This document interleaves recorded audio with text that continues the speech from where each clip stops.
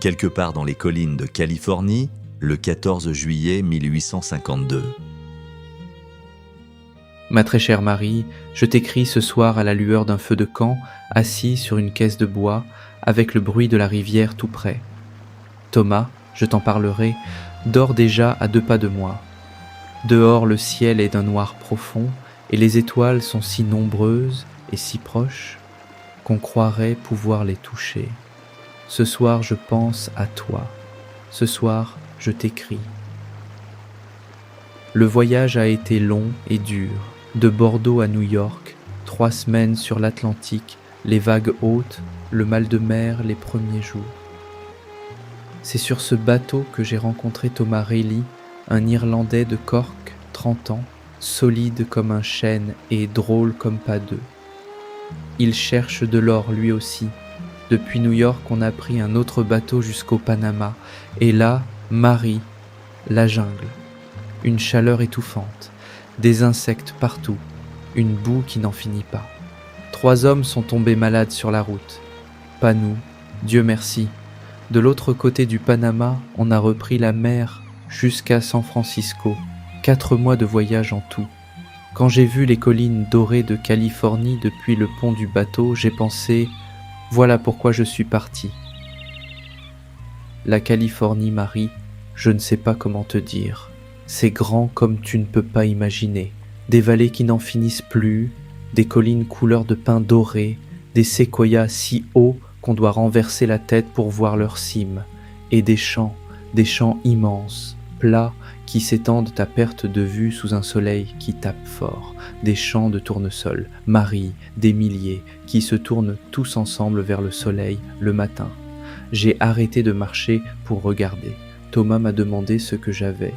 Je lui ai dit « Rien, je réfléchis. » Nous travaillons depuis 2 mois dans les collines avec nos bâtés et nos pioches. L'or est là, on le sent. On en trouve un peu chaque semaine. Pas assez encore, mais ça vient. Thomas est un bon compagnon. Il chante des chansons irlandaises le soir au coin du feu et il fait rire tout le camp.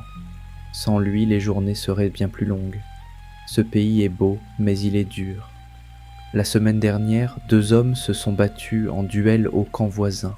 Une histoire de cartes, une accusation de triche, et puis 2 coups de feu dans la poussière. L'un est mort sur le coup, l'autre a disparu dans la nuit. Personne n'a rien dit. Ici, la loi c'est souvent le plus fort qui l'écrit. La diligence qui apportait les vivres a été attaquée le mois dernier.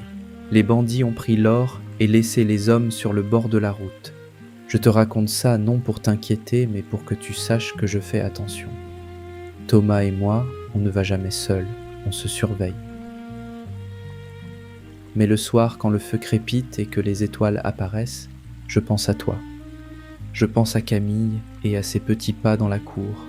Je pense à l'odeur du mou en septembre à Bordeaux, cette odeur de raisin écrasé qui prenait toute la maison. Je pense au bruit de ta voix quand tu appelles depuis la cuisine. Ces petites choses, Marie, elles me manquent énormément, tu peux pas savoir. Encore quelques mois, je te le promets.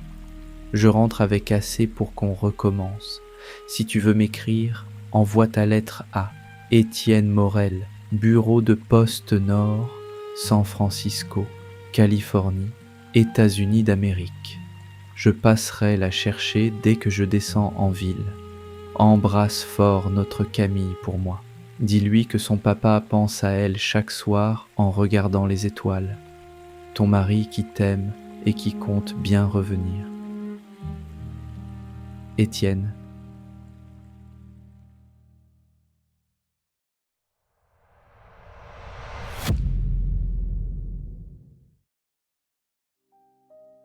Bordeaux, le 3 octobre 1852.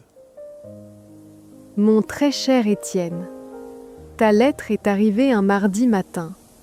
Le facteur a frappé 3 fois et j'ai couru ouvrir la porte en tablier, les mains encore mouillées de la lessive.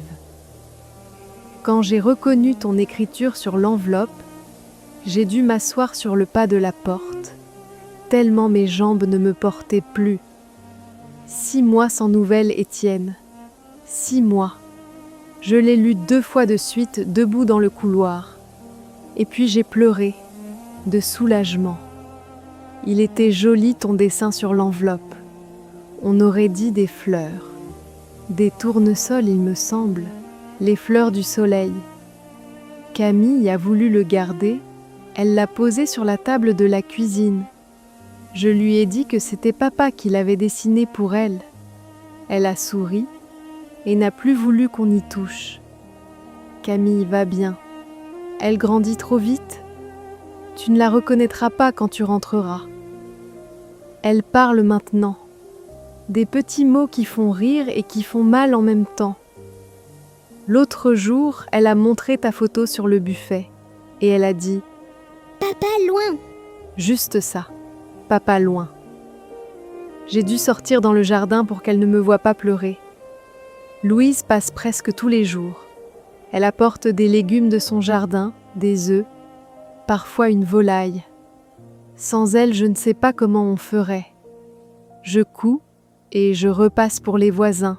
Ça me donne quelques sous. On s'en sort, Étienne. Ne t'inquiète pas pour nous. On s'en sort. Les vignes sont à l'abandon. Les marchettis d'à côté sont dans la même situation. Eux aussi ne savent plus quoi planter.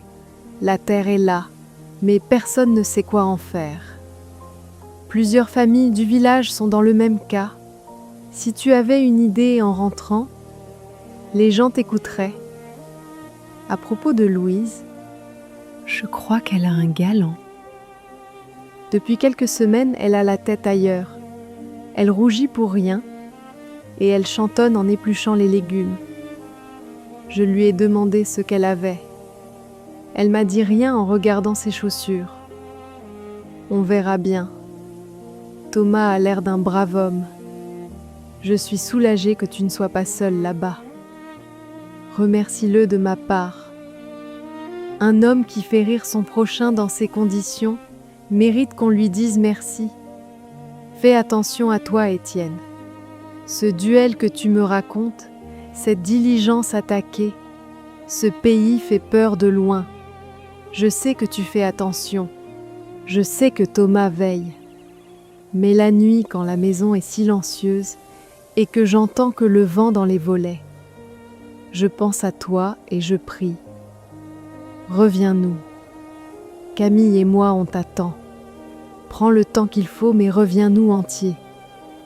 Ta Marie qui t'aime et qui garde courage. Marie, PS.